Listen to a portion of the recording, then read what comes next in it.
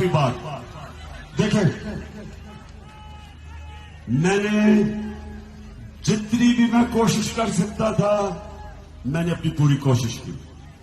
मैंने 22 साल अपनी कौम के लिए जितनी मेरे में हिम्मत थी मैंने अपनी कौम के लिए की।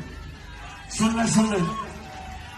अब मैं चाहता हूं कि आप भी पूरी कोशिश करें, क्योंकि कुरान में अल्लाह कहता है मैं कभी किसी कौम की हालत नहीं बदलता जब तक वो कौम खुद अपनी हालत बदलने की कोशिश ना करे।